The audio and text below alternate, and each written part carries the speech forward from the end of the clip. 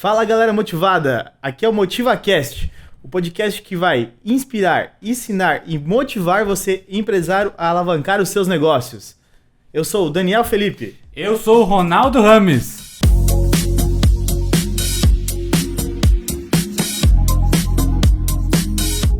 E no episódio de hoje, junto com meu amigo e sócio Ronaldo Rames, nós vamos destrinchar os pilares para um mercado de sucesso. Nós vamos aprofundar diversos assuntos para melhorar você, dono do mercado e gestor, para ter um case de sucesso para o seu supermercado. Mas antes, um agradecimento aos nossos patrocinadores que estão nos motivando a gerar esse conteúdo para vocês. Carvão Corupá, Germana Atacadista e 07 Uniformes. Ronaldo, se apresenta para a galera do jeito que você gosta, conta um pouco aí da sua história e o que te inspirou, te motivou a participar desse podcast e estar nesse podcast hoje. Então tá bom, Daniel. Obrigado pelo convite, obrigado pela proposta. Eu me chamo Ronaldo Rames, eu tenho 33 anos. Os cabelos grisalhos aqui, que o pessoal tá vendo é da batalha. Rodou bastante com o pneu murcho, que nem a gente sempre brinca, né? E contar um pouquinho da minha história. A gente vem do interior de Santa Catarina, uma cidade que muita gente não conhece, chama Laurentino. Tem 7 mil habitantes, 7, 8 mil habitantes agora. E a cidadezinha é bem pequenininha, o pessoal simples do interior, só que o pessoal tem uma característica, muito trabalhador lá. Então tenho um grande orgulho da minha terra, que o pessoal trabalha muito, trabalha com vontade e determinação para construir o futuro, né? Cresci na agricultura com meus pais, tenho 2 irmãs, sou do meio e sou casado com a Eduarda atualmente. E na época da lavoura foi uma época muito sofrida, sabe? A gente trabalhava entre outras culturas, mas principalmente na cultura do tabaco. E quem conhece a cultura do tabaco é uma cultura muito, muito difícil, é muito judiado para falar o idioma que todo mundo entende. Então, eu não tenho saudade dessa época, tem muito amigo que ainda trabalha, que ainda atua na produção do tabaco. A gente que é do interior, a gente tem 2 alternativas, ou permanecia no campo, ou ia trabalhar fora. A gente falava assim. Em um determinado momento eu vi que aquilo não era para mim, mas eu precisava buscar novos horizontes, novo mundo. E aí eu decidi sair nas empresas para procurar trabalho. Na época a gente chamava de fazer ficha. Não existia currículo, não era disseminado isso na minha época, de fazer um currículo, entregar um currículo. Até mesmo que eu ia colocar no currículo que eu sabia trabalhar na agricultura, que, diga-se de passagem, é um trabalho louvado, mas não servia de experiência para o trabalho que eu queria. Aí eu bati na Pamplona. A Pamplona é uma grande empresa aí, brasileira hoje, fatura bilhões, tenho muito orgulho de ter trabalhado lá, deixei muitos amigos, ainda hoje tenho muitos amigos lá, e bati na Pamplona. E na época, era uma época de escassez de mão de obra. Quando a moça do RH viu um menino da roça com uma certa força física, ela abriu um sorriso de orelha a orelha chegou um candidato. Tava muito difícil de candidato e tal. E aí ela pediu onde que eu queria começar. Se era na desossa ou se era na expedição, no carregamento, no caso, parte logística. Aí eu fiz uma conta. Pô, na desossa eu vou lidar com sangue, vou lidar com carne. Eu vou querer trabalhar na expedição. Acho que é mais limpo, mais tranquila, caixa fechada e tudo mais. E daí comecei a trabalhar na expedição da Pamplona. E foi uma escola muito grande a Pamplona. Eu fui promovido 2 vezes lá dentro. Passei pelos setores de logística, controle de qualidade. Até que um certo momento eu tive que sair. Mas eu me lembro de uma situação que me marcou muito. Aquele trabalho naquela empresa e a conexão que eu criei com os colegas foi tão forte, tão grande, que eu chorei no dia que eu saí da empresa. Eu lembro como se fosse hoje. Eu tinha terminado meus 30 dias, fui fazer a rescisão lá no RH e dei um abraço nos colegas e chorei. E um recado que eu dou para todo mundo que é colaborador, que porventura não é o dono do negócio e que um dia queira ser ou que não queira ser também, abençoe seus trabalhos, sejam gratos pelos seus trabalhos, porque tenho certeza que Deus vai te proporcionar trabalhos melhores e sucesso na tua carreira. Após a Pamplona, aí eu trabalhei comecei na área comercial, né? Tive a oportunidade de começar na área comercial. Comecei na Cooperativa Cravil, auxiliar de compras, comecei a aprender o básico de compras. Depois me tornei comprador.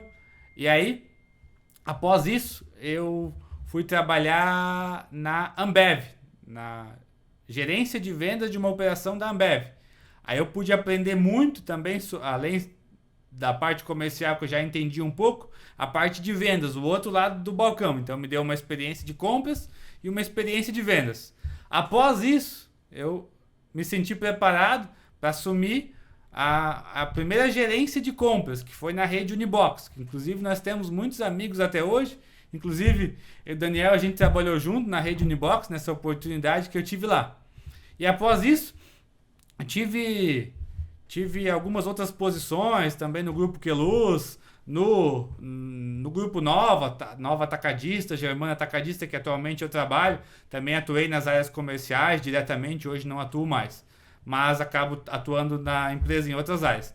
Então essa bagagem que a gente acabou adquirindo na área comercial, juntamente com a formação na área de economia, pós-graduação em gestão de empresas, mais uma série de cursos que a gente fez aí, mas a vivência no dia a dia, acredito que nos habilitou para bater papo, para poder conversar, para perguntar para muita gente que a gente quer trazer aqui sobre varejo.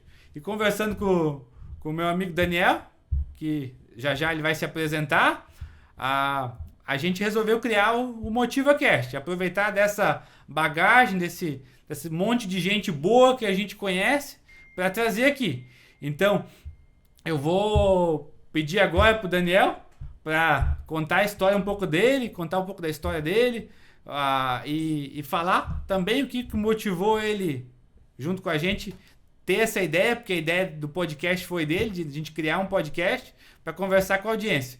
Daniel, conta um pouquinho a tua história, fala o que motivou criar o MotivaCast e conta pra audiência aí, pra galera.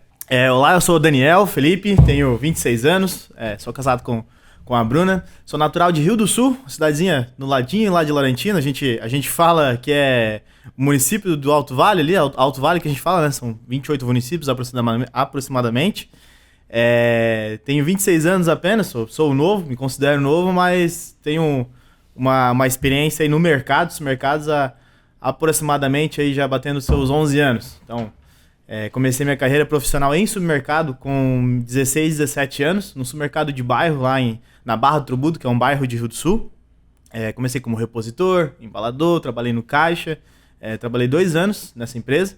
Aí tive a oportunidade de trabalhar no Unibox Nardelli. Inclusive, foi o Ronaldo que me entrevistou na época, era gerente de compras, e tivemos a oportunidade, sem experiência alguma, para trabalhar no setor de recebimento, conhecido lá como CPD.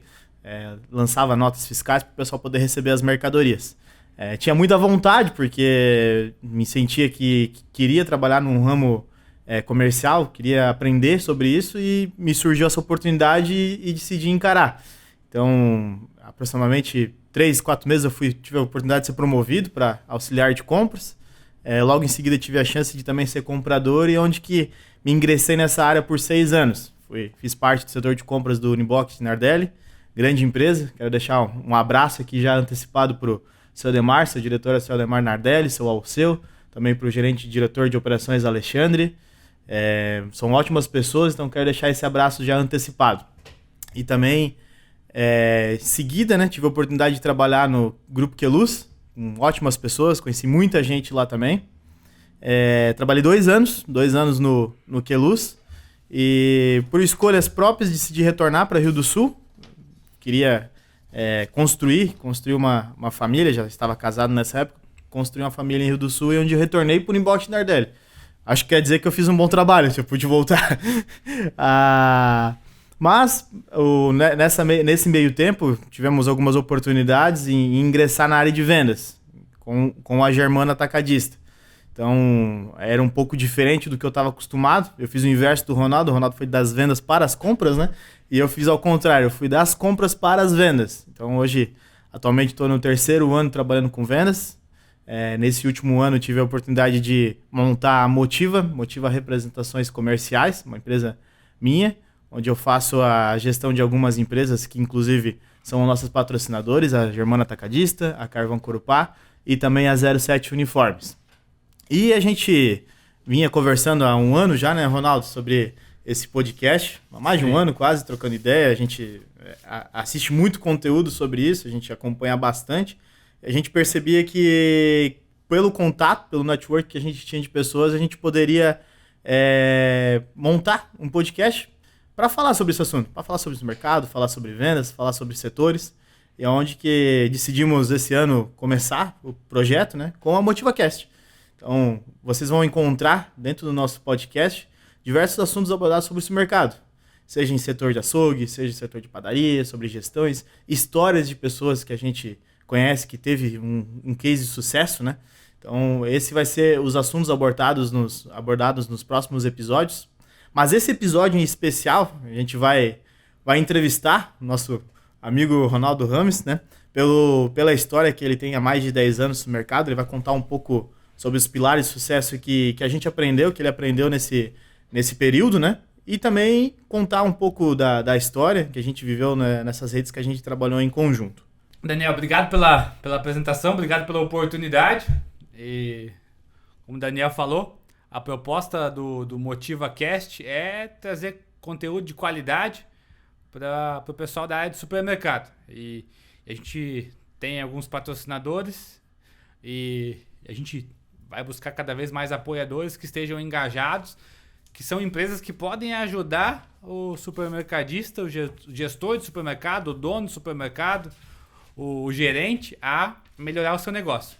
E a proposta do episódio de hoje é introduzir e dar uma noção sobre, no nosso ponto de vista, quais são os pilares de um supermercado de sucesso. Então, eu vou aproveitar e vou falar sobre os 8 pilares de supermercado de sucesso e fica até o final desse vídeo, que lá no final eu vou dar um pilar de brinde. De brinde, um insight interessante para que você possa aplicar e revisar aí com a sua equipe para ver como que tá esse 9º pilar dentro da sua equipe. Mas eu vou falar primeiro os 8 pilares, pode ser, Daniel? Falar os 8 pilares, depois a gente vai debatendo, vai conversando sobre esses 8 pilares.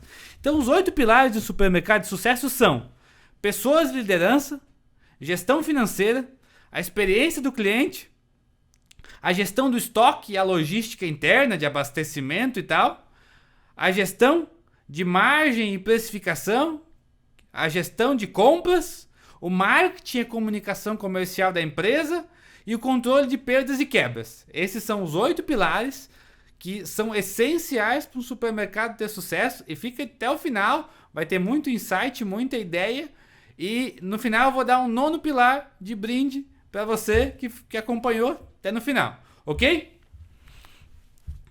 Então agora a gente vai começar a falar sobre o primeiro pilar. O primeiro pilar de uma empresa de supermercado ou de qualquer empresa, gente, é pessoas, é gente.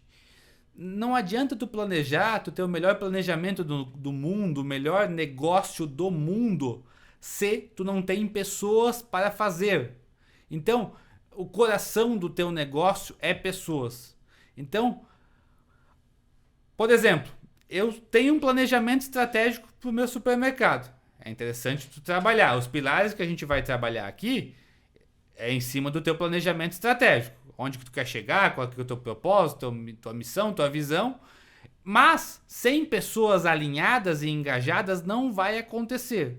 Então, a tua área de recursos humanos, a tua contratação, o teu treinamento, o teu engajamento, a tua remuneração, ela tem que estar alinhada com os objetivos do teu negócio. Você vai precisar investir em pessoas. É inevitável. Eu sou CEO de um grupo de empresas.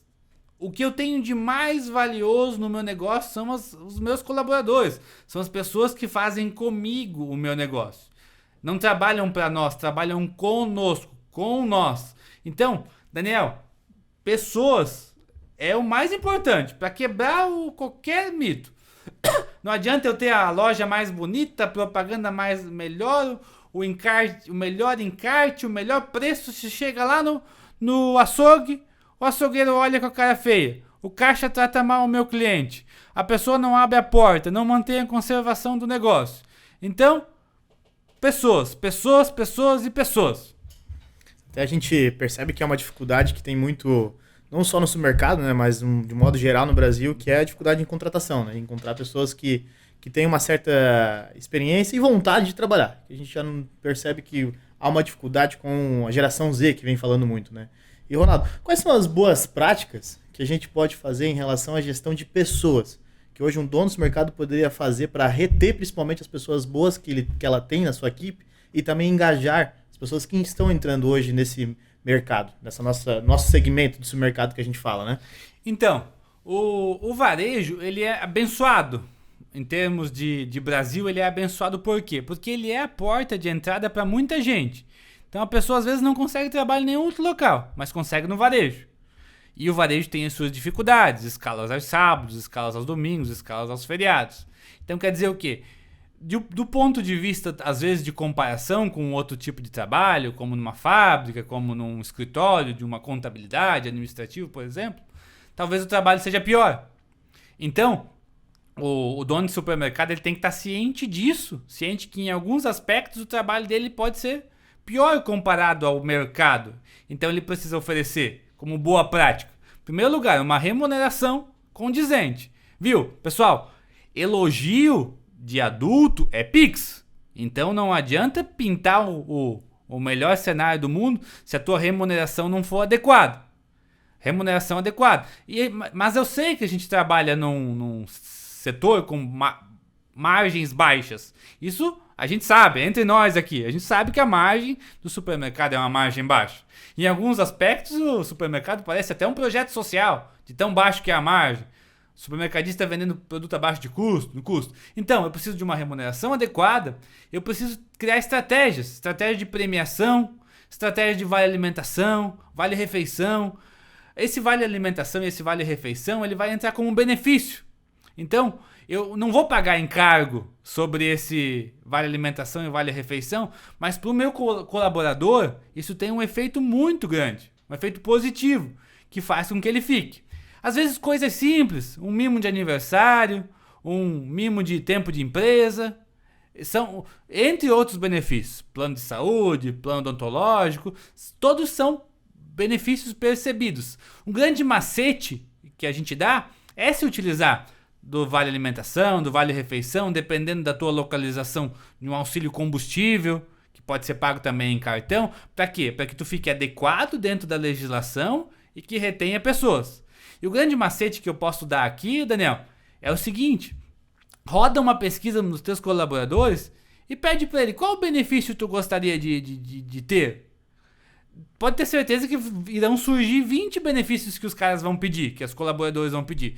Tu não vai conseguir atingir os 20 benefícios, é muito provável que não. Mas talvez tu consiga atingir 5. E desses 5 tu já abraçou, já contemplou um bom percentual dos teus colaboradores. E uma outra questão que ajuda muito no engajamento, na retenção, é um negócio chamado cultura. Cultura. O que é cultura? Cultura é o jeitão que a tua empresa, que as pessoas da tua empresa fazem as coisas. É o jeito que tu faz, é o que tu tolera. Por exemplo, eu trabalhei num supermercado que não tinha problema se tinha uma poeirinha em cima do balcão. Ali, naquele supermercado, é normal. Já trabalhei em uma outra rede que aquilo não era tolerado. Não era tolerado aquele tipo de coisa. Então, cultura é o que tu tolera, é o que tu está disposto a fazer. É o que tu topa que seja feito na tua empresa. E uma cultura forte faz com que as pessoas se sintam pertencidas, tenham um senso de pertencimento e queiram estar na tua empresa. Então, para fechar essa parte, é um misto de um pacote de remuneração adequado, com um pacote de benefícios, com tratar bem o colaborador, com uma cultura forte que vai ajudar você a engajar, a reter. E mais um detalhe: quadro de carreira. O colaborador precisa saber aonde que ele consegue chegar na tua empresa e se possível, quais as remunerações e quais as premiações dos quadros que estão acima, porque ele vai saber que ele tem que se esforçar e cumprir determinados requisitos para crescer na carreira, para crescer e evoluir junto com o teu negócio. Ronaldo, falando sobre esse assunto de RH, eu tenho um assunto importante para falar, tá? Pessoal, responsável pelas compras de uniformes, RH, comprador, a gente tá aí para indicar a 07 Uniformes, a empresa que ela faz parte, que ela faz os uniformes nossos, tanto da minha empresa da Motiva, como do Carvão Coruprá, da Germana Atacadista também, né? E de diversos outros supermercados. Ela é especialista tanto para indústrias, mas também para supermercados. Produtos como calça de brim para açougue, padaria, camisetas para açougue, moletom, roupa de operação principalmente. Então vai ter um QR Code abaixo do vendedor responsável. Ele vai ter toda a parte técnica para auxiliar vocês para falar sobre esse assunto, tá bom? Indo pro próximo tópico, né, Ronaldo? Gestão financeira. Conta para nós um pouco aí da experiência. E também eu tenho uma curiosidade para falar. A gente conversando sobre esse assunto, eu soube que muitos mercados eles ainda não têm um DRE organizado. Qual é a tua opinião sobre isso? Então, Daniel, obrigado pela dica aí da 07 Uniformes. A gente usa uniformes da 07. O pessoal pode chamar realmente o Diego aí, o time da 07 Uniformes, que os uniformes são impecáveis, ótimo custo-benefício e o pessoal entrega rápido. Então, realmente recomendo. Mas voltando pro meu trabalho aqui, né? Que é falar sobre os pilares. Agora eu vou falar sobre a questão de gestão financeira. Então, o Daniel perguntou da DRE ali. Por que ter gestão financeira no negócio? Gente, a grande maioria dos negócios quebram por não ter gestão. Por não ter gestão em todos os aspectos, mas principalmente uma gestão financeira. Então, por que a importância da DRE? Entre outros, eu ainda vou citar alguns outros controles importantes que a gente tem que fazer no nosso financeiro do mercado, né, do supermercado. Mas a DRE ela é importantíssima por quê? Através desse documento, DRE significa demonstração do resultado do exercício. Que se você não sabe montar, você vai precisar de apoio de um contador, de um consultor financeiro, de alguém que entenda da questão da contabilidade desses números. Mas por que a DRE é tão importante? Porque a DRE vai te dar uma fotografia de muitas informações, mas principalmente da onde está vindo os teus números. Quanto está faturando, qual que está sendo o teu custo do produto vendido, quanto está sendo a tua margem de contribuição, o total das tuas despesas, quanto está pagando de impostos e o teu lucro. O teu lucro, se é que está tendo lucro. Porque muita gente vai montar a DRE e descobre, tchanã, que não está tendo lucro. Então, gente, pessoal do supermercado, quem não tem DRE, quem não está com o hábito criado de analisar semanalmente, mensalmente, tem gente que chega ao nível em tempo real, que é o ideal. Tá atrasado, tem que correr, tem que ter uma DRE, tem que ter o acompanhamento dos seus números, tem que saber sua margem na ponta da língua.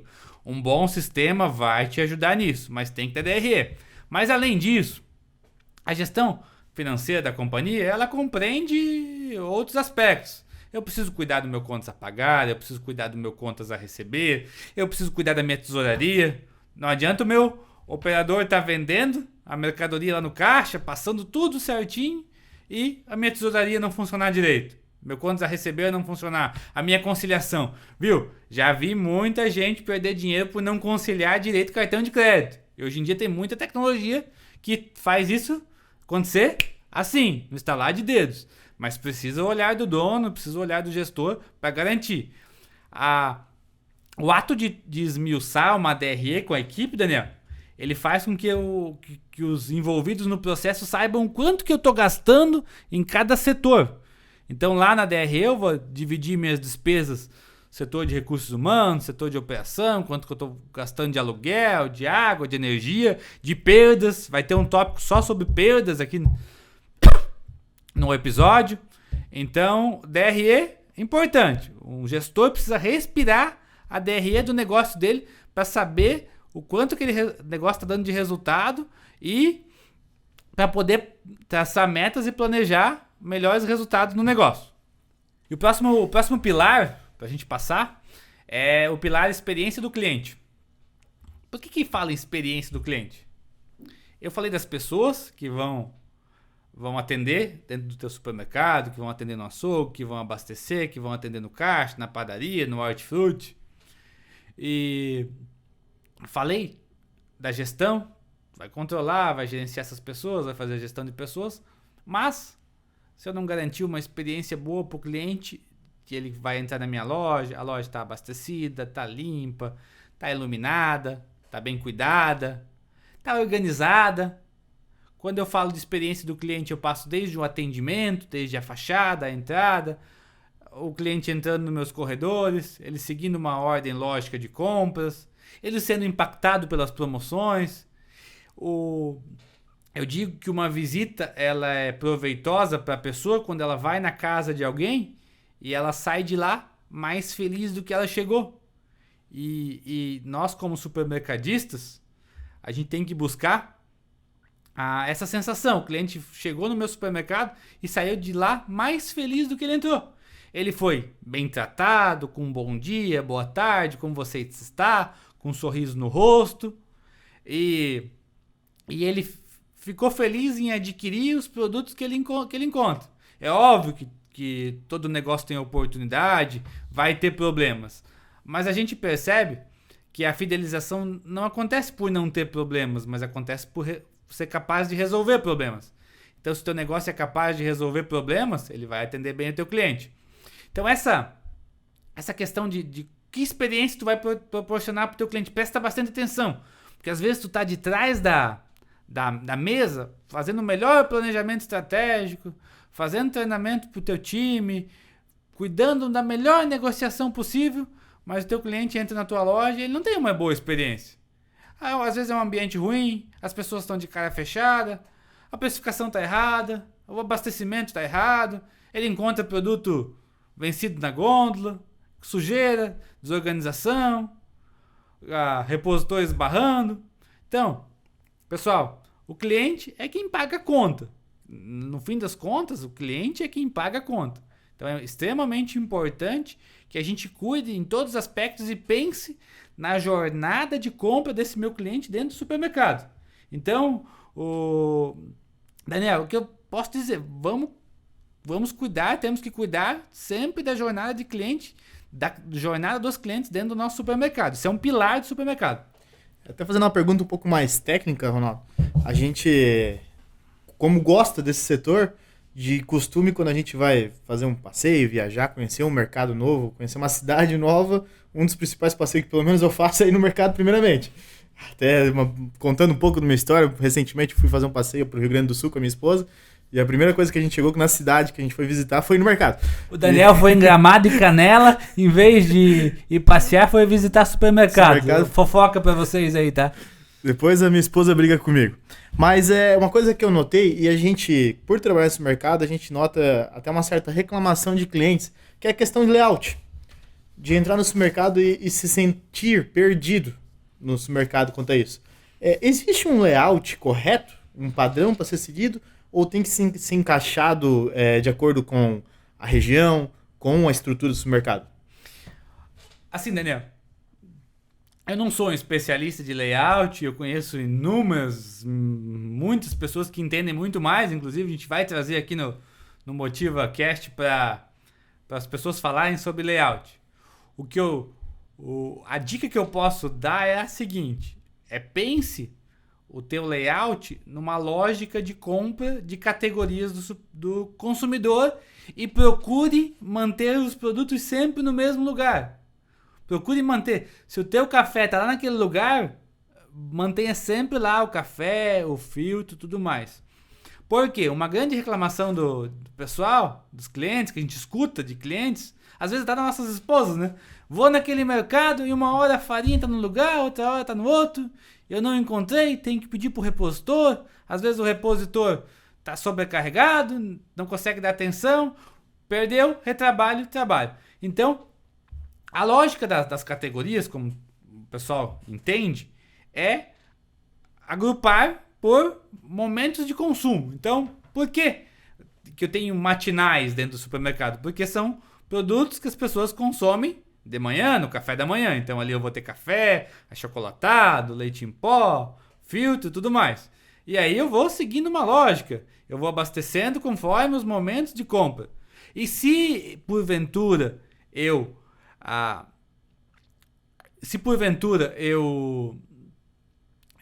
tiver que fazer alguma mudança, uma adequação, coloca, por favor, uma plaquinha. O café mudou para o corredor tal, na seção tal. A gente precisou mudar para melhor lhe atender. Mas procure manter os produtos sempre no mesmo local, de atender a categoria. As pessoas compram dentro da categoria. Então a pessoa está consumindo sabão em pó, ela foi no mercado para comprar sabão em pó.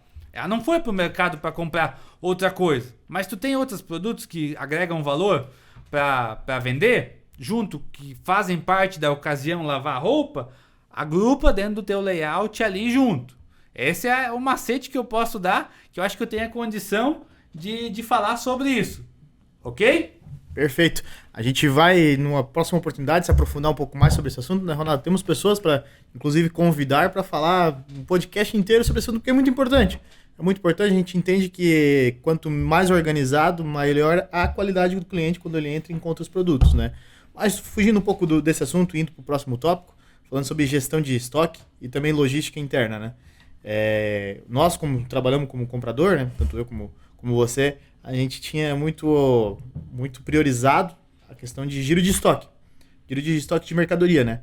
E o que seria em dias? Qual era o seu estoque ideal para o supermercado? Quantos dias de estoque seria o ideal para um supermercado hoje, na sua experiência e na sua opinião, Ronaldo? Daniel, essa pergunta ela é uma pergunta muito boa. Vou até me ajeitar na cadeira aqui para responder. Que nem o Daniel falou. Antes de responder essa pergunta, em todos os assuntos que a gente vai abordar aqui, os pilares e em outros muitos mais, né, que são importantes dentro do supermercado, a gente tem pessoas para trazer aqui. Por isso a gente quer pedir para a audiência aí do podcast para compartilhar o conteúdo, para ajudar a gente, enviar para um amigo do supermercado, para fazer esse podcast crescer, para nos dar ânimo cada vez mais, nos motivar a fazer cada vez mais o podcast. E até pegando esse teu gancho, Ronaldo, até deixa o convite para quem vai estar assistindo a gente, se tiver interesse, mandar uma mensagenzinha pra gente lá no Instagram, que eu vou estar lá para responder e, eu quero participar, entendo desse assunto, quero participar com vocês. Está aí o convite. Tem assunto para ajudar a audiência. A ideia aqui é ajudar e todo mundo crescer junto. Esse é o nosso projeto, tá, pessoal? Então, assim, o Daniel tocou no assunto gestão de estoque, que é o nosso quarto pilar que a gente listou aqui. E ele perguntou quantos dias de estoque é o ideal para um supermercado. Essa pergunta a gente escuta. Então, quando eu trabalhava lá atrás, quando eu aprendi em supermercado, a gente tinha, sei lá, vou dar um exemplo aqui, 25 dias de estoque. Daí o gerente chegava e dizia, concorrente tal trabalha com 20 dias de estoque, temos que migrar para 20 dias de estoque. Daí a gente dizia, não, é possível, e ficava aquele debate. O que o dono do supermercado tem que prestar atenção? O estoque, no meu ponto de vista, e eu sei que tem pessoas que discordam de mim, sei disso, esse assunto ele até se torna polêmico, mas a minha visão, ela não é só da área compras, ela é uma visão financeira, estratégica dentro da companhia. Quando eu falo de dias de estoque, eu tenho que prestar atenção em alguns aspectos. O primeiro aspecto é quanto que me sobra líquido na minha DRE, que eu falei antes. Me sobra quanto de margem? Me sobra uma margem muito boa, acima da média do mercado. Por quê? Porque eu tenho mais estoque. Então, eu posso me dar ao luxo de ter mais estoque porque eu tenho uma margem maior. Mas a gente sabe que a realidade do negócio do supermercado são margens baixas. Nosso negócio é de margens baixas. O negócio do supermercado é margem baixa. É no detalhe. A única vantagem que a gente tem é que ele é um setor que sofre menos com crise. As pessoas têm que comer, têm que consumir. O básico vem primeiro do supermercado. Então, para responder essa pergunta, eu digo que não tem resposta certa. Tem muito um alinhamento com a estratégia do supermercado. A margem, se ele é atacado, se ele é conveniência, se ele é mercado de bairro e tudo mais. Mas uma dica muito importante. Tá faltando dinheiro às vezes no teu caixa? Tu sente que vende um monte. Eu tô vendendo um monte aqui e tal, mas não tá sobrando dinheiro. Tô até me apertando aqui para pagar os boletos e tal e tal. O teu compra e venda não tá alinhado. E o teu compra e venda não está alinhado tem vários aspectos, mas um dos aspectos é dias de estoque. Dias de estoque. Então, se eu puder dar uma dica pro pessoal, é o seguinte: não precisa ter medo de comprar para 30, 40 dias produtos de alto giro. Nescau, Omo, Leite Ninho, Helmas, não precisa ter medo de comprar esse produto, ele vai vender. Ele é vendável, ele vai vender. Fiquem atentos em produtos da curva B e C. Comprem mais alinhados o possível ao giro. Se vende 5 por semana e for possível comprar 5 por semana, compre 5. Tentem trabalhar prazo com o teu fornecedor também para alinhar o compra e venda. Mas a resposta correta é o seguinte: quanto mais girar o teu estoque, quanto menos de dias de estoque tu conseguir manter, melhor para a saúde financeira do teu negócio. O que a gente vê muito? Um mercado que está num grande centro, que é atendido por muito fornecedor, que tem logística eficiente dos fornecedores, o pessoal trabalha com 20 dias de estoque, 22, até 25. Vi mercados trabalhar com 15 dias de estoque. E o pessoal que está um pouco mais longe, mais no interior, que demora um pouco mais, tem que estocar um pouco mais, tem que fazer um pedido mínimo um pouco maior, aí ele vai trabalhar na casa dos 28, 30 dias de estoque. Eu digo que o ideal para o comprador seria que todo o setor fosse açougue e FLV. Açougue e FLV ensina o comprador a comprar, sabia? Inclusive, eu comecei por esses setores. Ele ensina... Sabe por que o açougue e o FLV ensinam o comprador a comprar? Porque ele compra no detalhe, no mínimo. Ele compra no detalhe, ele compra no mínimo, ele compra ajustado com... Eu não posso comprar FLV demais, porque o FLV vai apodrecer e vai acarretar em perda. Mas se eu souber fazer uma negociação com o meu fornecedor, eu vou comprar FLV para 3 dias, para 2 dias, para 5 dias, para 1 dia, depende do produto. Só que eu vou pegar 28 dias de prazo com o meu fornecedor, 21 dias. Então eu vou trabalhar vários e vários dias com o dinheiro do meu fornecedor. Isso vai fazer um contrabalanceamento naquela oportunidade do produto de alto giro que eu precisei pegar. Mas assim, um pilar do supermercado de sucesso é comprar o que vende, é prestar atenção, comprar o que vende. Viu? Não fica socando a tua loja de produto só porque tu gostou do produto. Pesquisa, analisa para ver se realmente vende aquilo dentro do teu setor, do teu segmento.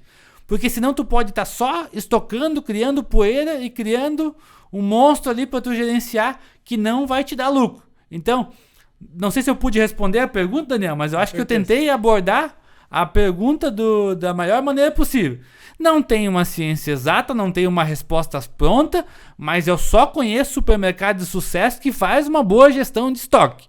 Quem não faz uma gestão de estoque, ou ele tá tendo problema ou ele vai ter daqui a pouco. O problema vai chegar, é inevitável. Ô Ronaldo, falando um pouco sobre esse assunto de gestão de estoque e produtos de alto giro, eu quero fazer uma indicação aqui para o pessoal. A Germana Atacadista é uma empresa conhecida no ramo de atacado, distribuidor em Santa Catarina. A gente já atende aí grandes contas em todo o estado de Santa Catarina, mas tem muita oportunidade para a gente desbravar. E qual é o foco que a Germana Atacadista traz?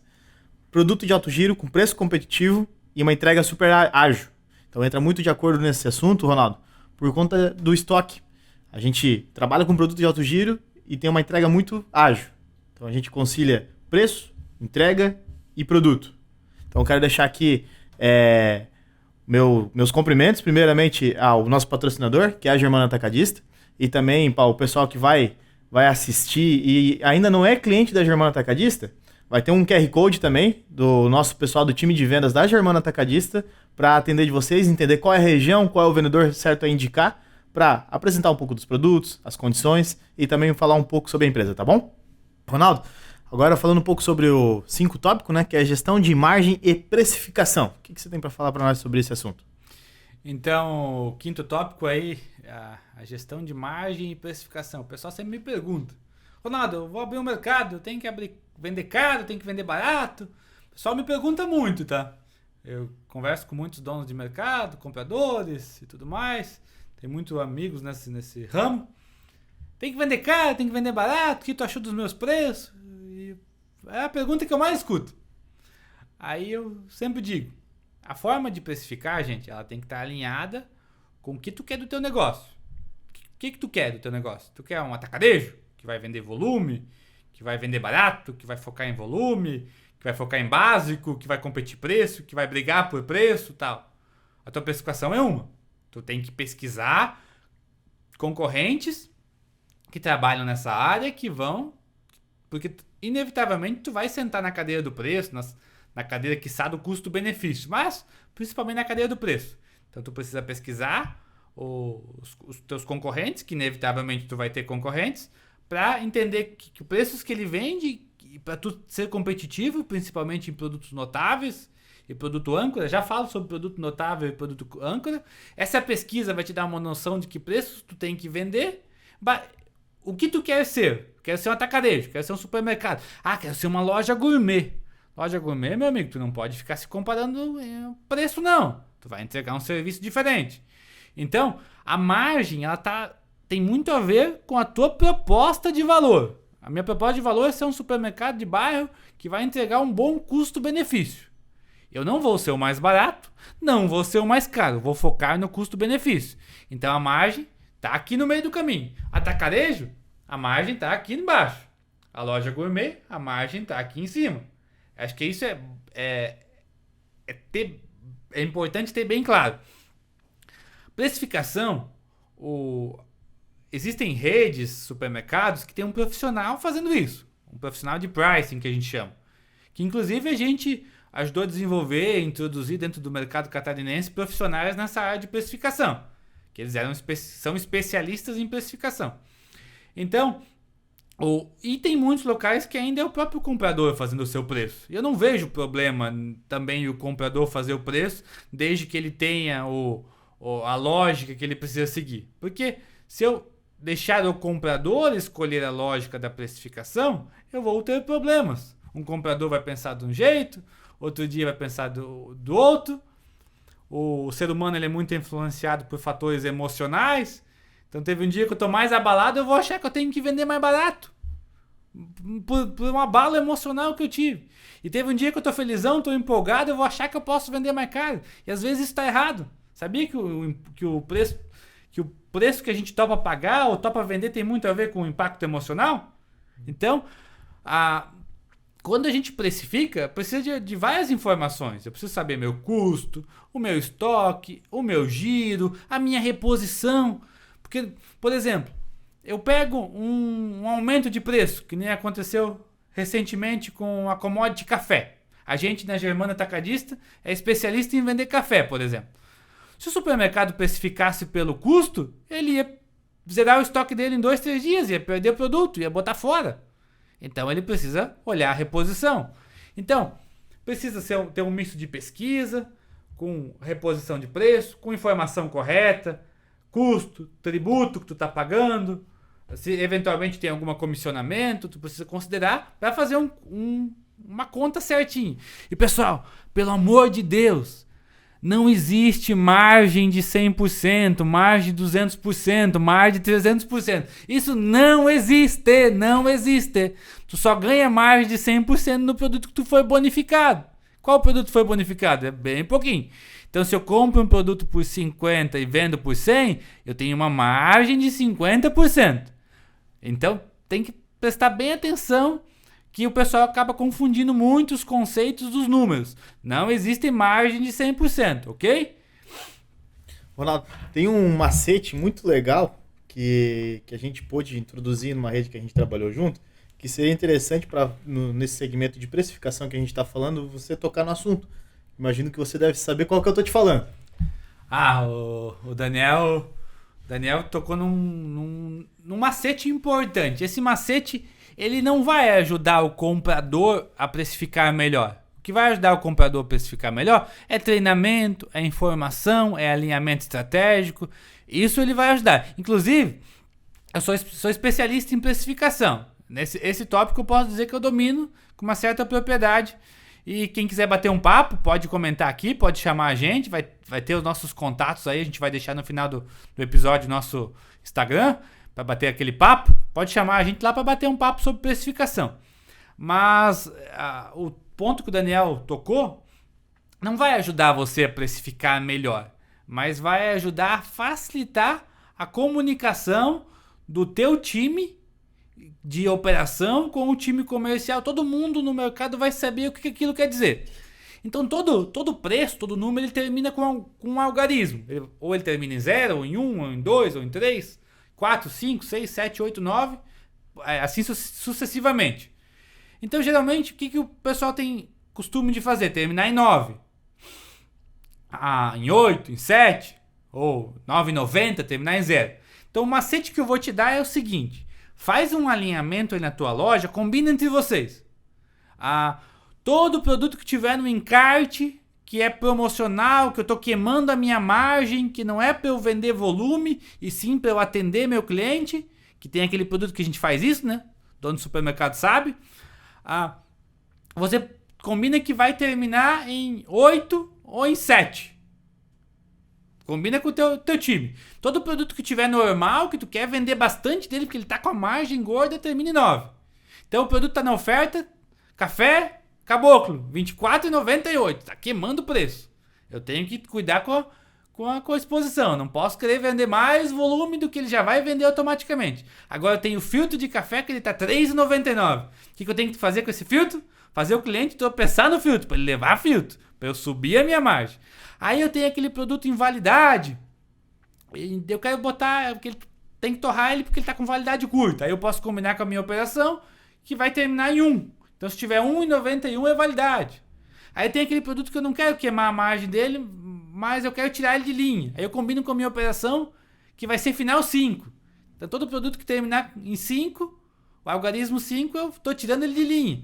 Para o pessoal ter uma atenção. E tem diversas situações que tu vai alinhar a tua situação com o algarismo no final. Isso vai te dar uma comunicação automática com o teu time. Garante que a comunicação chega na ponta, que o pessoal vai executar para subir a margem da tua loja. Exatamente. E o chefe de loja, né, que a gente fala quando vai retirar o relatório de precificação no novo dia, né, ele pode notar já os itens que ele precisa dar uma ênfase na área de venda, né, seja um ajuste na gôndola ou até uma ponta especial por conta desse motivo, né. Então, é um insight bem legal que todo mundo pode acompanhar. E Daniel, para complementar esse tópico, a gente anda muito pro supermercado, vai passear para Gramado e em vez de ir na cachoeira, no Sky Glass, a gente vai no supermercado, é um vício que a gente tem. Eu acho que tem mais dono de supermercado que tem esse mesmo vício, que eu sei. É assim, aonde que eu sei que 90% dos supermercados tem dinheiro escondido garantido? Aonde que eu sei? Na precificação. Eu posso te garantir que no teu preço tem oportunidade para subir a tua margem. Às vezes 1%, 1 ponto percentual, né? 2 pontos percentuais, que vai significar um caminhão de dinheiro no final em relação ao teu negócio. Então pode ter certeza, olha para a tua precificação, porque tem oportunidade. Se preciso, chama um profissional, contrata um profissional para dar uma olhada na tua precificação. Tem muita oportunidade aí. Perfeito. Ronaldo, entrando no 6º pilar, que é sobre compras e negociações estratégicas. É um dos pilares que a gente tem mais experiência, né? Pelo menos eu tenho mais experiência também, né? E conta para nós um pouco da tua experiência, obviamente, do conteúdo que você vai falar, mas também uma dica muito importante, porque a gente nota que há muitas pessoas novas, principalmente eu, como estou na parte de vendas, muitas pessoas novas entrando no segmento, entrando no setor de compras. Então, qual que é a tua dica que tu poderia dar para esse pessoal que está entrando, que vai nos assistir, que você possa ajudar eles com esse conteúdo? Então, Daniel e pessoal, o setor de compras foi um setor pelo qual eu me apaixonei dentro de supermercado, assim. Foi o setor que eu mais tempo trabalhei e tem algumas vivências. A gente cometeu muitos erros, então o fato de ter cometido muitos erros nos trouxe muito aprendizado. Então a gente hoje pode conversar de igual para igual com praticamente qualquer comprador da área de supermercados dentro do território nacional. Porque vai mudar algumas características regionais, mas a lógica continua sendo a mesma. Então tu tem a proposta do teu supermercado. Ele quer ser um atacarejo, ele quer ser um supermercado, ele quer ser uma loja gourmet. E o comprador vai ser um profissional que ele vai atrás das compras, das negociações para garantir que tu consiga vender, atingir a tua meta dentro da tua margem, dentro garantindo aquela rentabilidade. Então, o comprador, ou no caso de uma loja pequena, que é o gerente que faz o papel de comprar, ele é estratégico, é um pilar essencial do negócio. Se tu estiver olhando pouco ou não estiver olhando para a tua área de compras, sinto muito, vai miar o teu negócio. Aí o pessoal me pergunta bastante, Daniel, até aproveitando para ajudar a responder a pergunta. O pessoal me pergunta, Ronaldo, eu devo comprar da indústria, do distribuidor ou do atacado? O pessoal quer saber de qual que ele deve comprar. E eu digo o seguinte, dentro desse Brasilzão, com principalmente as dificuldades logísticas, um país com extensões territoriais gigantescas, ou às vezes quando há concentração populacional, o trânsito não ajuda a logística a fluir, eu digo, comprador, olha aqui no fundo do meu olho, desce do salto e para prestar atenção em todas as oportunidades que tu pode ter. Tanto da indústria, a indústria é o principal. Se tu tiver uma indústria que está ali na tua porta, que está te fornecendo o produto dentro de um preço aceitável, com serviço, tudo mais, ela é o número 1, é óbvio, ela produz o produto. Não tem porquê. É a indústria, é a número 1, é a principal. Em segundo lugar, temos o distribuidor. Temos muitos distribuidores pelo Brasil que fazem um trabalho excelente. Eles fornecem um mix completo, eles executam, eles têm promotor, cuidam de troca, cuidam de uma série de fatores. E nós temos o atacado, que o atacado às vezes não tem o serviço do distribuidor, mas ele tem um negócio que chama oportunidade, agilidade. Ele tem, às vezes, aquele negócio, aquele diferencial, aquele tchan para o teu mercado não vai estar na indústria, porque a indústria vai vender para todo mundo. Não tem motivo para a indústria fazer só para ti só de um jeito e só do outro jeito. No atacado também não, mas o atacado geralmente tem uma situação que ele tem estoque limitado. Então se ele vendeu, se tu foi lá e abraçou aquela oportunidade, o concorrente não vai conseguir pegar, então tu largou na frente. Então eu digo que um bom comprador é aquele que está de olho no mercado, ele está considerando o que a indústria está inventando, o que a indústria está trazendo de novidade, está tendo parceria fazendo JBP com a indústria, com o distribuidor, mas está com o atacado também, de confiança, aquele parceiro que tu sabe que pode confiar, que o que ele te prometer, ele te entrega. A boa pedida é ter um atacado parceiro também. E o atacarejo lá no meu bairro, será que eu compro? Por que não? Tu tem que ser inteligente e usar ele a teu favor. Eu não digo que não deve comprar. Tu tem que cuidar para não fomentar o teu concorrente, porque de uma certa forma, o atacarejo que está com uma loja ali do teu lado é teu concorrente. Então, isso aqui até é polêmico, mas o pessoal do interior reclama que o atacarejo tá vindo abrir loja lá.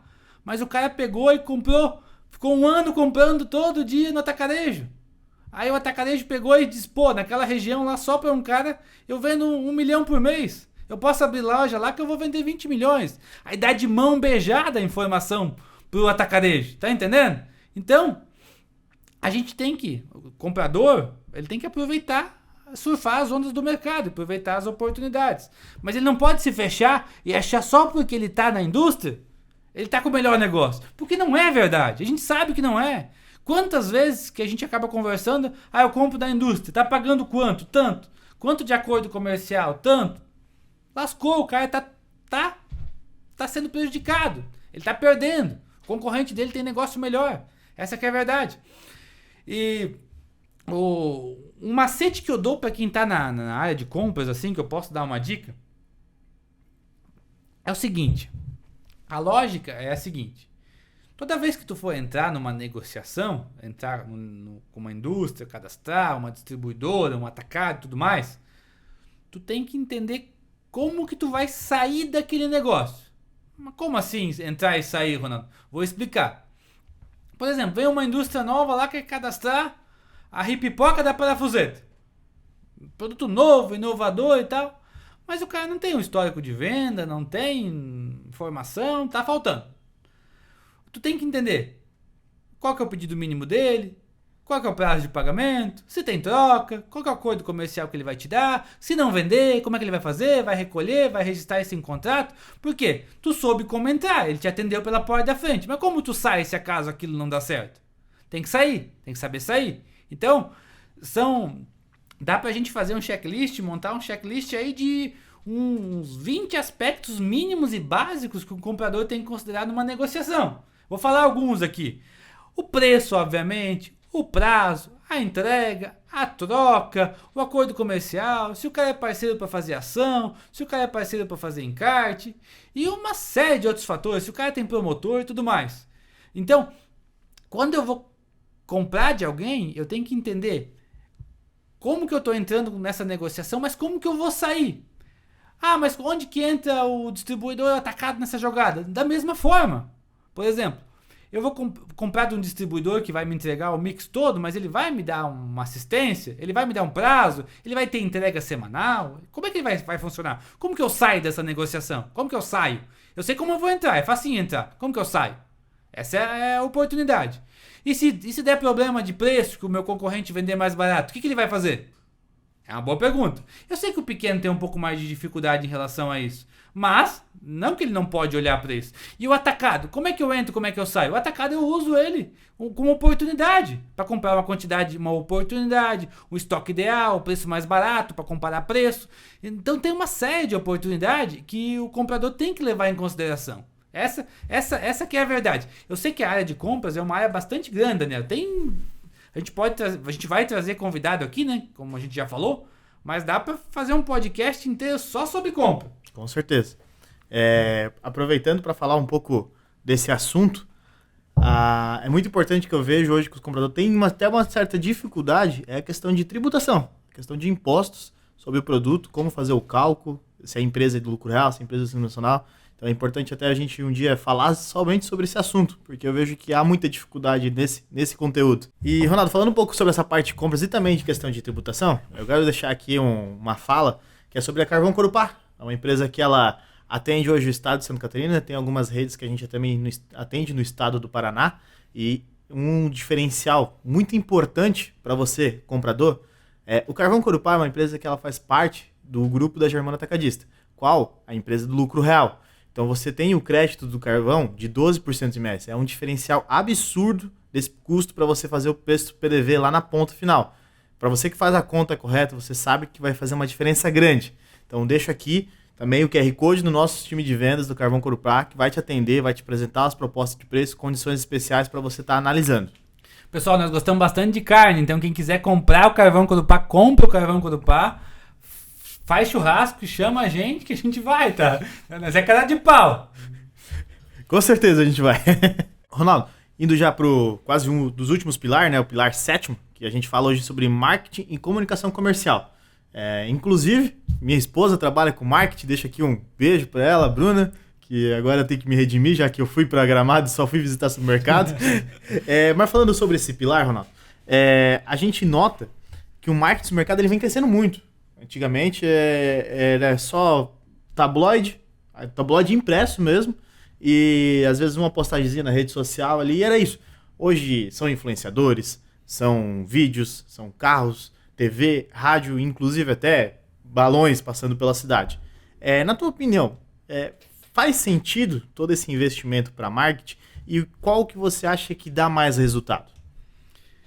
Então, Daniel, um velho conceito do marketing é quem não é visto não é lembrado, né? O mercado precisa estar presente junto aos consumidores para que ele possa ser visto como lembrado e que o consumidor tome a decisão de comprar naquele supermercado, naquela loja. Então, a gente tem visto muita inovação, que nem tu falou aí. Por exemplo, o influenciador digital não se ouvia falar 10, 15 anos atrás. Hoje um influenciador vai dentro da tua loja, mostra as novidades, mostra os produtos. Então, o que eu penso sobre marketing e comunicação? Acho que tudo funciona. O que é o ideal? O ideal é tu pesquisar aonde que está o público que tu quer atingir. Tu quer atingir a classe C, D e E? O que esse povo faz? Escuta rádio, vê rede social? Provavelmente sim. Então tu vai pegar um percentual da tua verba, do teu faturamento lá no teu DRE, e tu vai deslocar aquele investimento para marketing. Aquele vai ser de marketing. E tu vai mais um tanto Tu vai combinar com a tua equipe comercial, eles vão negociar, se tu tiver equipe de trade, melhor ainda, vão negociar com teus fornecedores mais um tanto do teu fornecedor para publicidade. E aí tu vai fazer a tua publicidade. O ideal é que a tua publicidade seja 360. Sempre que tu fizer uma campanha, ou em tabloide, que os principais produtos do tabloide, eles vão pro rádio, pra televisão, pro influenciador digital, pro balão, pro cartaz. Por quê? Tu quer focar naqueles produtos, poucos produtos. Não adianta tu fazer um encarte com 80 produtos que o cliente não vai gravar. Então, pouco produto com preço chamativo. Se a tua proposta for essa, tem redes de supermercado que a proposta é custo-benefício. Então o cara vai colocar um monte de oferta no tabloide que ele não vai ser o mais barato. Não é essa a proposta dele, mas ele vai mostrar que ele tem muita qualidade e muito produto bom e vai atender. Então, para responder a pergunta, eu acredito muito na criatividade. Eu acho que, por exemplo, para quem tem um supermercado pequeno, tem que estar o tempo todo na rede social, tem que estar no Stories, tem que estar patrocinando, tem que estar patrocinando para o bairro, tem que estar o tempo todo conversando com o consumidor. Criar uma imagem, se possível, se o dono tiver essa vontade de fazer, quiser fazer, porque o dono precisa querer fazer, que o dono apareça. Se não que o gerente apareça, ou que seja uma pessoa designada do marketing para fazer isso. Estar comunicando o tempo todo com o cliente. Comunicar o quê? Comunicar a proposta da tua loja. Se a proposta da tua loja é qualidade, é produto gourmet, fala dos produtos gourmet, da qualidade, mostra o diferencial da tua padaria, do teu açougue, mostra a tua qualidade, mostra o que tu tem de diferente, especial. Se a tua proposta é custo-benefício, mostra o teu mercado cheio. Mostra que ali que ele encontra tudo, sem precisar ir no atacarejo. Ali tem açougue, tem padaria, tem hortifruti, de qualidade, tem tudo. Ah não, a tua proposta é ser atacado, é vender barato. Mostra que tu tem volume, que tu tem preço baixo, que a tua entrega é ágil. E pega essa tua verba e distribui. E vai fazendo tentativa e erro. De repente tu investiu no rádio e não deu certo, não tem resultado. Pega a verba do rádio e migra para outras coisas, para plataformas digitais. Mas não tem uma resposta certa. Tabloide ainda funciona bastante. Tabloide impresso, levado na casa do consumidor. Muito importante é que aquilo que tu comunica do teu negócio, de fato, lá na tua experiência do cliente, tu entregue. Porque daí o teu marketing vai ter efetividade, as pessoas vão acreditar naquilo que tu diz e tu vai ter sucesso no teu negócio. Perfeito, Ronaldo. E uma dica que eu deixo é esteja presente nas redes sociais e acompanhe o que o mercado vem fazendo, as tendências de mercado, o que está viralizando, seja um vídeo engraçado, seja um vídeo técnico, seja uma música. Tivemos recentemente a moda do morango do amor, que estourou no Brasil toda fora. Então, quem estava preparado, quem viu que isso seria uma ótima oportunidade nesse mercado, deve ter faturado muito. Eu acredito que deve ter faturado muito. Com certeza. Teve redes, lojas que venderam milhares de reais de morango do amor, que é um produto que nunca tinha vendido. É o hype. Com certeza com margem de contribuição alta, além de ter gerado burburinho na cidade. Comentário, lá no supermercado tal tem morango do amor. Pode ir. Tem que surfar a onda, tem que aproveitar. E até usando esse ponto, Ronaldo, entrando já no 8º tópico, quem deixou para surfar a onda agora já está tendo perda. E entrando no 8º tópico. Corta, festival! Ia ficar legal. Ia ficar legal. Eu me atrapalhei. Vamos lá. Ronaldo, e entrando no 8º tópico, né, sobre controle de perdas e quebras, que é uma certa dificuldade, e onde que nem a gente comentou muito sobre a questão de onde está o dinheiro, às vezes. O pessoal não tem o controle. O que para ti significa hoje controle de perdas para supermercados? Daniel, o supermercado que ele não tem um controle bom de perdas, por mais que ele seja bom em todo o resto, ele for bom em todo o resto, mas ele não tiver um controle de perdas, ele vai quebrar. Eu tive um patrão, que inclusive você citou, mandou um abraço, reforço, que ele falava o seguinte: Ronaldo, eu não tenho medo de abrir mais lojas por questão de pessoas, que é uma dificuldade, Eu não tenho medo de abrir mais lojas por questão de recursos, porque de recursos a gente dá um jeito, ele sempre falava isso. Mas eu tenho medo de abrir mais lojas por questão de prevenção, de perdas. Eu preciso de prevenção muito alinhada. Então, o supermercado que não tem a prevenção de perdas funcionando, ele vai ter problema, ele vai quebrar. Vai sair mercadoria, vai sumir dinheiro, vai sumir mercadoria, vai sumir produto, não vai nem entrar. O sumir que eu digo é nem entrar, porque lá no recebimento, na nota fiscal estava 40, tu pagou por 40 e entrou 30. Acontece ainda, hoje, 2025, acontece muito disso. Então, o pessoal tem que prestar atenção. Prevenção de perdas, se você não tem, você tem que ter, você tem que reforçar. Perfeito. Ronaldo, a gente está se encaminhando pro final desse podcast, né? Foi uma conversa bem interessante, mas com bastante conteúdo, diversos pilares, mas você comentou que tinha um nono pilar, que seria só falado no final. Agora é o momento. Então, agradecer o pessoal que ouviu, que está com a gente desde o começo.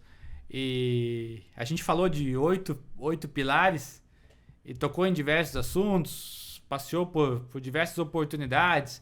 E como é uma conversa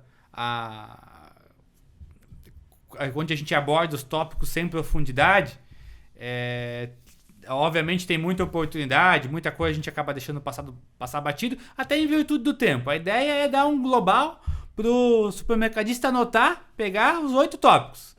Os 8 tópicos, eu até vou falar de novo os 8 tópicos para reforçar antes de falar o 9º tópico, que o Daniel tá curioso aqui. Eu vou falar os 8 tópicos. Ó, pegar o papel aqui para ser rapidinho. Pessoas e liderança, gestão financeira, experiência do cliente, gestão de estoque e logística, gestão de margem e precificação, compras e negociação estratégica, marketing e controle de perdas. Os 8 tópicos. E o 9º tópico, pessoal, não adianta eu fazer nada disso que eu estou lidando aqui, que a gente conversou aqui, se eu não tiver vendas. O 9º tópico é vendas. A minha loja precisa ser uma loja vendedora. O meu time precisa ser um time de pessoas vendedoras, que trabalham numa loja que vende, que quer vender, que gosta de vender. O meu comprador, o meu gerente precisa estar o tempo todo pensando como que vai vender aquele produto que ele está negociando, como que vende, como que expõe para vender aquele produto, para vender mais.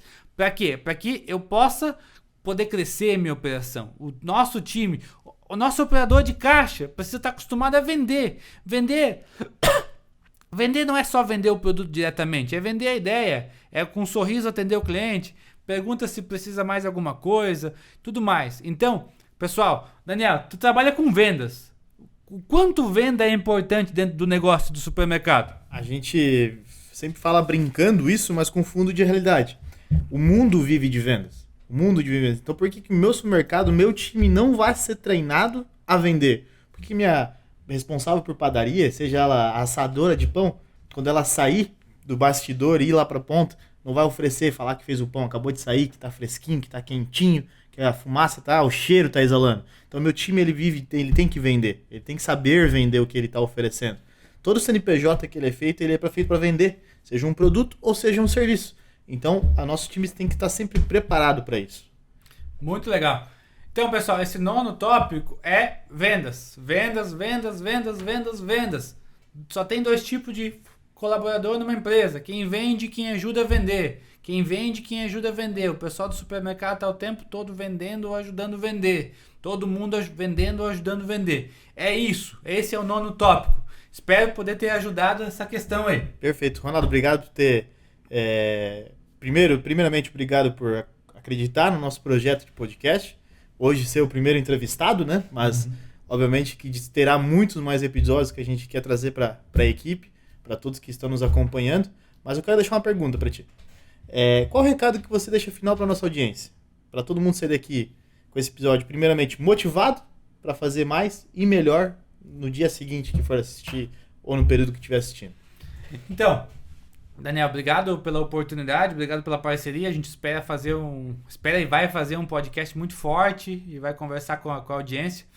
O recado que eu deixo para deixar a galera motivada, pessoal, é que o impossível não existe, só depende da gente. Então, a gente é do tamanho do nosso sonho, nós somos do tamanho do nosso sonho. Então, você que é dono de supermercado ali, que tem uma lojinha que às vezes olha pro concorrente gigante lá, esse concorrente já foi pequenininho. O Pão de Açúcar já teve uma loja desse tamanho assim, uma padaria, e hoje ele é um gigante. E temos diversos exemplos.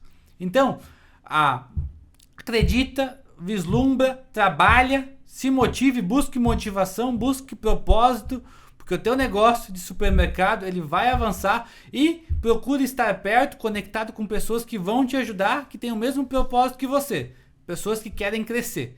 Então eu agradeço de coração aí a oportunidade pela conversa, e a gente vai deixar nossos contatos aí no final do episódio, e é isso, vamos para cima, cada vez mais motivado, para fazer o negócio acontecer, para fazer um Brasil melhor, um Brasil de quem trabalha, um Brasil de quem gera resultado e que gera progresso.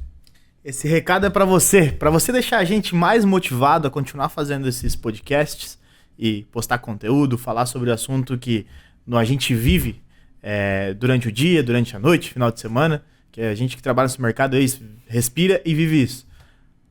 Segue a gente, curte e compartilha. Vai fazer um total diferença pra gente continuar criando conteúdo, pra gente continuar criando os podcasts. Deixo o convite para todos que quiserem participar, mandar uma mensagem pra gente no nosso Instagram, que a gente vai estar ali para conversar. Obrigado, Ronaldo, e esse foi o primeiro episódio da MotivaCast. Obrigado, pessoal. Quem quiser me seguir no Instagram, segue lá, @Ronaldo Rames, e manda um direct lá, a gente vai bater um papo também. Daniel, como é que o pessoal te acha na rede social? @Daniel.Felipe. Também temos o podcast, né? Motiva.cast. E também já deixo aqui também aproveito o momento, né? Para falar da minha empresa de Motiva.representa.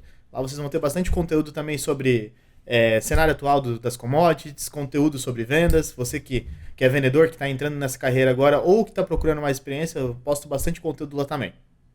Valeu, galera motivada!